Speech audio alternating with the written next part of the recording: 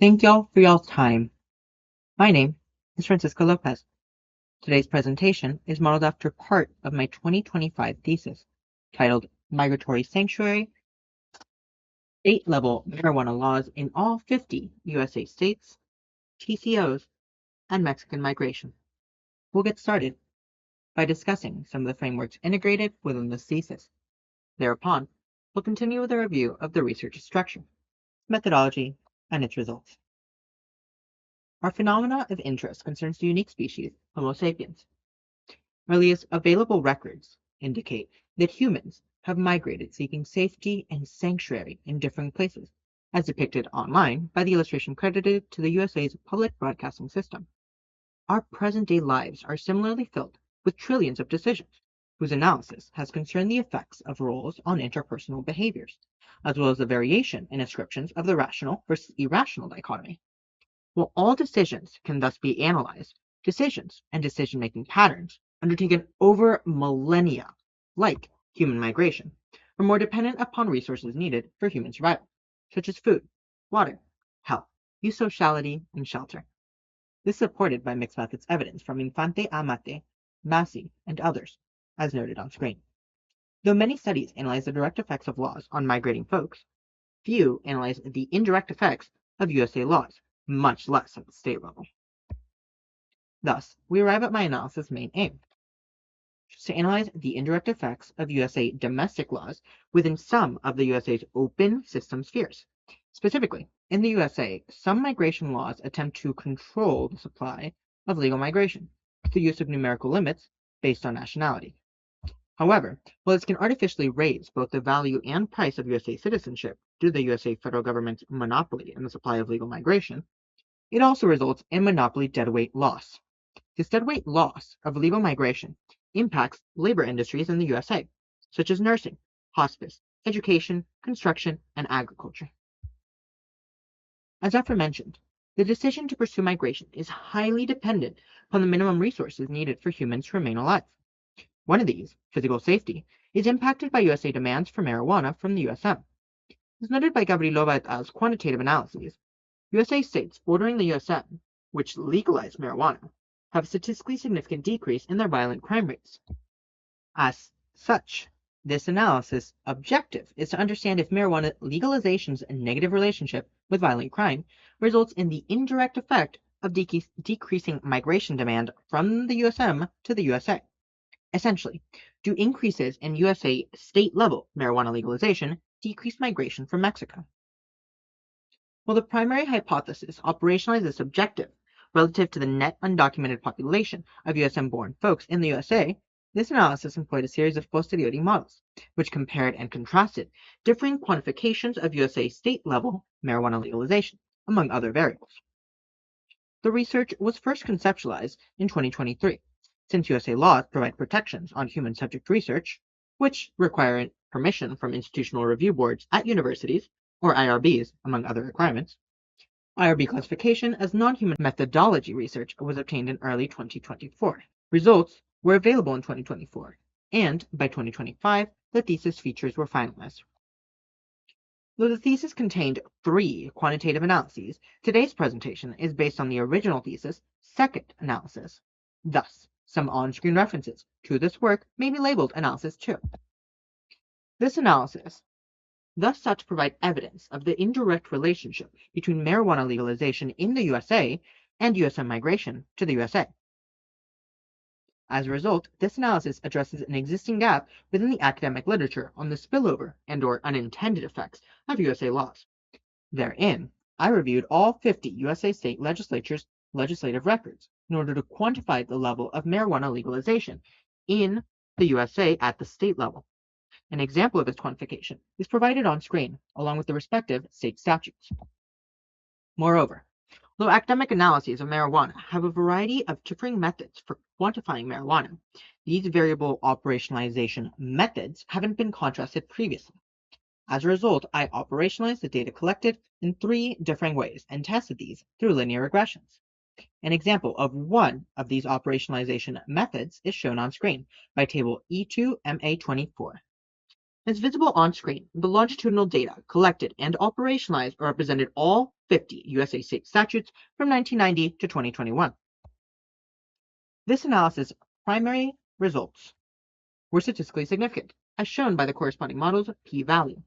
62.22% of the variation in the annual change of the total population of undocumented Mexican citizens in the USA was explained by the amount of states with statutes legalizing marijuana recreationally and/or medicinally for the first time.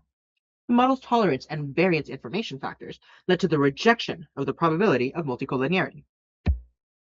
Moreover, the additional operational methods employed indicate that the relationship between the net annual change, as aforementioned, and the USA's state-level legalization of marijuana is sensitive to differences in defining the operationalization of concepts such as legalization, marijuana, and CBD. These differences extend to those amongst USA state statutes in defining the aforementioned terms in interstate comparable terms. Other notable concepts include low THC. Thus, this analysis results, stemming from the model C2MA24, particularly when contrasted by those of alternative methodologies, support the statistical effectiveness of the continuous quantification of marijuana legalization, rather than an ordinal operationalization method. Concerning some of these additional secondary results, Model 6 is a linear regression between the USA's state-level legalization of marijuana and the aggregate undocumented migrant population of Mexican citizens in the USA. Notably, Model 6 had the highest confidence interval out of all the models employed in this analysis. Moreover, although both Model 5 and 6 tested the same relationship, Model 5's inclusion of low THC both overestimated and underestimated the data, leading to a lower variability accounted for than the trichotomous Model 6. Conversely, when employing a multilinear regression with all variables, including the year, total undocumented population as aforementioned, as well as both the trichotomous and quadcotomous models of USA state-level marijuana legalization, the year was the only variable with a statistically significant relationship with the annual change in undocumented Mexican citizens in the USA. However, the variability in this relationship is supported by both the operationalized data shown on screen and the model's heteroscedastic bias noted in the paper. Last but not least, Model 8 ran the same multilinear regression, but without the variable for the undocumented population of Mexican citizens in the USA. The confidence interval for the remaining variables improved, though at the cost of a 0.06 point decrease in the modeled R-squared, indicating that the population of USM citizens undocumented in the USA may explain some of the data which would not be accounted otherwise. Last but not least, we turn to the thesis implications. Foremost, this analysis model MA24 provides statistically significant evidence supporting the rejection of the null hypothesis. However, the replicability of the results generated can be improved through the continuous rather than ordinal operationalization of the USA's state-level marijuana legalization. Secondarily, Model 6 provided evidence that, in direct contrast, the trichotomous operationalization may be more internally valid than the quadcotomous. These results are particularly significant when limitations don't allow for the continuous operationalization of the USA's state-level legalization and/or regulation of an object such as marijuana. Notably, the relationship between the aforementioned variables appears to be moderated by variables oscillating in years, such as 2007, among others. Therein, Models 7, 8, and C2MA24 provide support for Massey and Preng's model of migration's rational and irrational incentives. However, the successful application of Occam's razor and extension of its time horizon poses significant questions for the rationality versus irrationality debate, particularly due to the unexpected spillover costs created by USA domestic statutes, such as state-level marijuana legalization and/or regulation statutes. Secondarily, Models 5, 6, and C2MA24 provide evidence indirectly supporting Gavrilova et al.'s results on the relationship between USA marijuana legalization and violent crime rates. Finally, Models 5, 6, and MA24 all provide support for Molina's analysis on unauthorized USM marijuana farms and their geographic correlation with USM states with the highest immigration rates to the USA. As such, Models 5, 6, and C2MA24 partially quantify the long-linked causal chain qualitatively supported by Munoz, Fuentes, and Obina between USA weapons, commodities like marijuana, and displacement. Furthermore, the analysis results present further evidence for the rationality versus irrationality debate, given the opportunity cost of USA weapons exports, the stigmatization of marijuana use, and the USA's marijuana demand.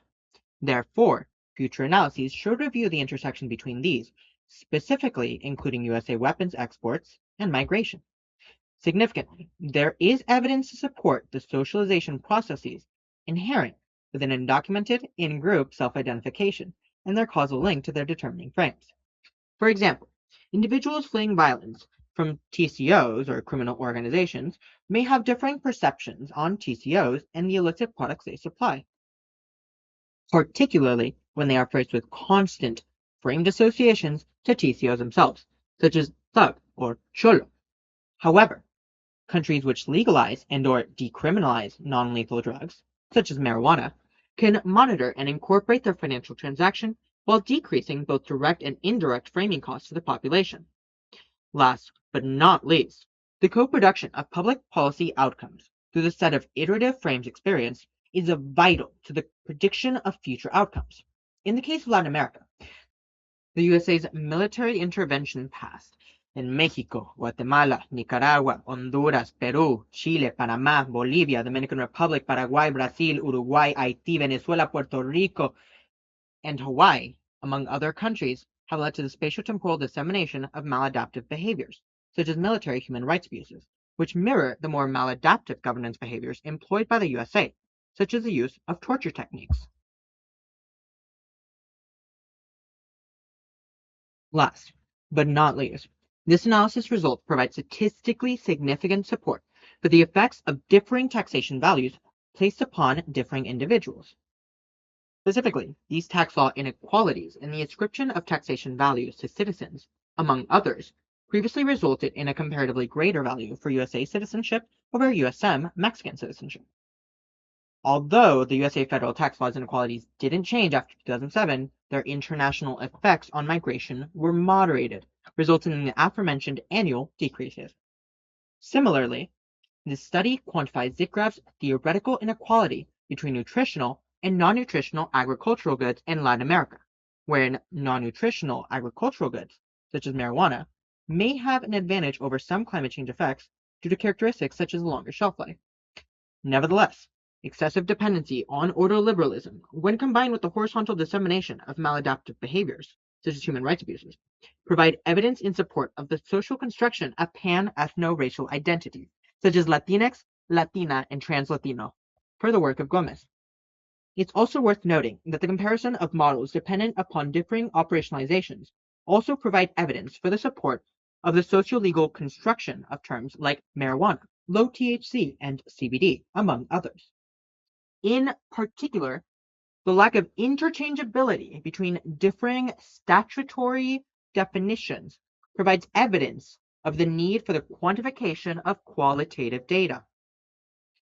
Thus, understanding the indirect spillover effects of USA domestic statutes, such as state-level marijuana statutes, can result in evidence-based statutory changes, indirectly alleviating gridlocked political and legal systems, such as the USA's migration supply.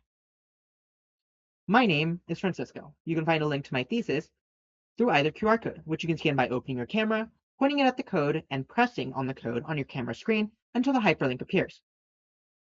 You can also find it linked on my ORCID as listed on screen. Thank you all for y'all's time, energy, and consideration.